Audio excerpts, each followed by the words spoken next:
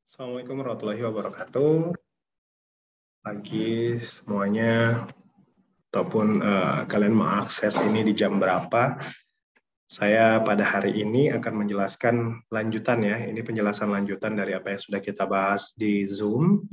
Kemudian ini saya bahas tambahan dan silahkan nanti apabila ada tugas-tugas sesuai dengan nomor presensinya, teman-teman kerjakan dan nanti kirimkan tugas tersebut sesuai dengan arahan dari saya.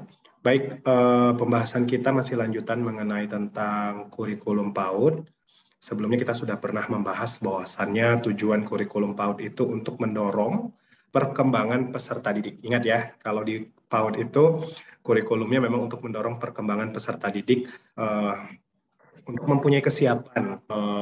Yang didorong itu adalah perkembangan. Jadi perkembangannya itu apa aja nanti akan kita bahas di sini ada gambarnya ya, mendorong perkembangan peserta didik, terus untuk mempunyai kesiapan apa?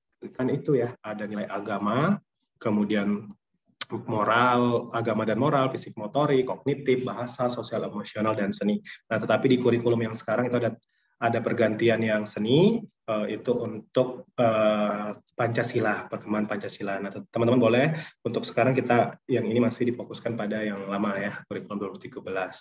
Nanti kita sesuaikan juga perkembangan ini, dari perkembangan ini ya, dari perkembangan 6 aspek perkembangan ini diturunkan ke dalam ataupun kita masukkan, kita sesuaikan dengan kurikulum, yaitu ada kompetensi inti, ada 4 kompetensi pengetahuan dan keterampilan. Nah, keempat keterampilan inti ini isinya itu tadi 6 aspek perkembangan, kemudian diatur dalam kurikulum sehingga siswa selanjutnya. Nah, silahkan definisikan gambar ini, juga tulisan yang ada di sini kalian definisikan dengan bahasa kalian untuk presensi nomor 11, 12, 13 ini didefinisikan. Tujuan kurikulum PAUD itu apa? Seperti itu.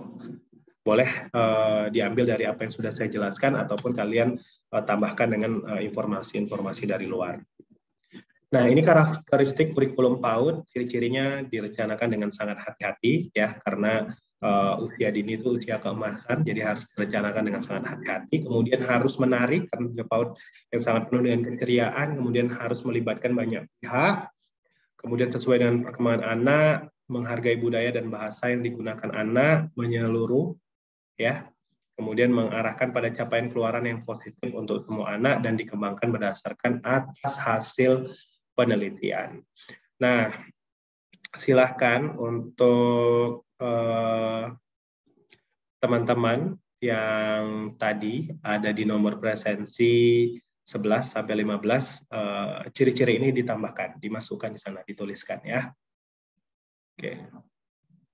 Nah, ini lanjutannya. Ciri-ciri kurikulum yang baik itu adalah ada keterlibatan antara guru dengan anak secara aktif ya. Jadi bukan gurunya aja yang aktif, tapi anaknya hanya menyimak saja. Nah, itu yang tidak diperbolehkan. Terus dilihat aspek sosial, kemudian penilaian mutu, efektivitas guru dan anak semuanya dilihat. Ya, anak harus aktif. Terus mengetahui pengetahuan dan keterampilan dasar, menekankan pada pembelajaran yang bermakna dan berkesesuaian. Nah, ini landasannya ya, landasan pengembangan kurikulum 2013 untuk PAUD.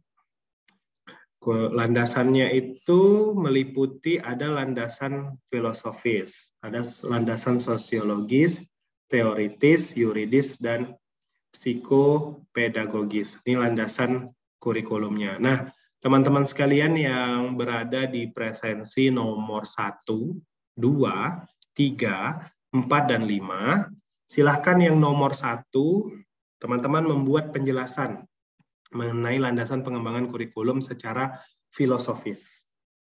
Kemudian yang nomor 2, menjelaskan, presensi nomor 2 menjelaskan tentang landasannya pengembangan kurikulum secara sosiologis. Selanjutnya pengembangan kurikulum secara yuridis, yang untuk nomor 3. Nomor 4, pengembangan kurikulum secara teoritis, dan yang nomor 5 menjelaskan tentang landasan pengembangan kurikulum secara psikopedagogis. Ya, dituliskan saja landasan pengembangan kurikulum itu apa. Saya ada penjelasannya, boleh menjelaskan sesuai dengan apa yang tertera di sini dan ditambahkan dengan apa informasi dari luar. Nih, kerangka dasar kurikulum ada landasan filosofis, teman-teman boleh menggunakan ini dan ditambahkan penjelasannya dengan penjelasan yang ada dari luar ya. Jadi silahkan nanti ditambahkan informasinya untuk yang presensi nomor 1.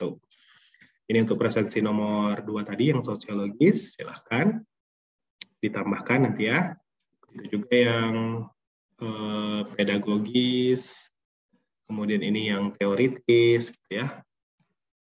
Kemudian ini yang secara yuridisnya atau secara hukumnya, ya. Nah itu tadi silahkan teman-teman buat ulang atau tulis ulang di atas seperti itu, kemudian nanti dikirimkan ataupun di Word boleh kalian ketik ulang kembali ini, ya. Terus nanti dikirimkan sesuai dengan arahan dari saya.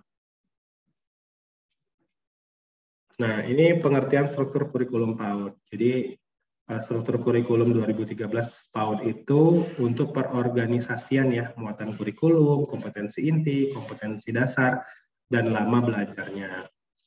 Nah, ini gambaran pencapaian perkembangan anak usia 6 tahun ya. Pada akhirnya kan di PAUD itu kan sampai 6 tahun. Semuanya harus memiliki kompetensi ini yang sudah pernah saya jelaskan, kompetensi inti dari spiritual, sosial, pengetahuan, dan keterampilan. Nah, ini yang lagi dihafal oleh teman-teman sekalian. Terus ini kompetensi dasarnya. Oke, ini ya, ini cara menghafal yang mudah itu ketika kita tahu bahwa ada skill spiritual 2 rumusan, 14 rumusan, kita langsung di dalam pemikiran kita bisa langsung membayangkan oh ini gitu ya. Nah, selanjutnya bagaimana ya caranya kita memaknai setiap kompetensi dasar itu? Gimana caranya? Apa yang harus dipahami guru dari setiap kompetensi dasar? Pada kompetensi dasar 1 dan kompetensi dasar 2 yang harus dipahami itu karena isinya adalah berupa sikap dan perilaku yang diharapkan berkembang pada diri anak setelah mendapatkan pembelajaran ya, stimulasi dari kurikulum yang diterapkan di PAUD. Nah, ini ada kegiatan rutin sepanjang hari dan sepanjang tahun dengan pembiasaan dan keteladanan dari pendidik. Jadi, sikap dan perilaku ini tersimpan ya, istilahnya tersembunyi, tetapi itu dilakukan. Ada dalam aturan, kemudian ada diterapkan oleh guru ke siswa, sehingga nanti guru bisa memberikan penilaian bahwasannya kemampuan kompetensi dasar 1 dan kompetensi dasar 2-nya ini sudah berkembang. Begitu juga kompetensi dasar 3 dan 4. Hanya saja kompetensi dasar 3 dan ke-4 ini kan berupa pengetahuan dan keterampilan. Nah, biasanya ini terprogram di dalam RPPM ataupun RPPH. Karena ini biasanya menjadi tujuan pembelajarannya ataupun indikator pembelajaran dan juga bentuk hasil dari penilaiannya itu lebih nampak kalau untuk di pengetahuan dan keterampilan ya. Nah, misalkan teman-teman ambil KD 3.1, misalkan mengenal kegiatan ibadah sehari-hari. Apa yang harus dipahami guru dari setiap KD itu? Kita ambil satu contoh itu, mengenal kegiatan ibadah sehari-hari. Kita pahami KD-nya. KD-nya di situ ada kata kunci. Saya pernah menjelaskan dalam mengembangkan nanti menjadi pembelajaran, kita harus tahu kata kuncinya dulu. Di sana ada kata mengenal. Nah, kata kunci mengenal itu kita simpan, kemudian kita buka kata kerja operasional. Bagaimana ya anak-anak bisa mengenal? Oh, ternyata kalau di kata kerja operasional, mengenal itu bisa dilakukan dengan cara mengidentifikasi, melihat, mengamati, menanyakan. Oh, kegiatan-kegiatan itu bisa dilakukan untuk kegiatan mengenal.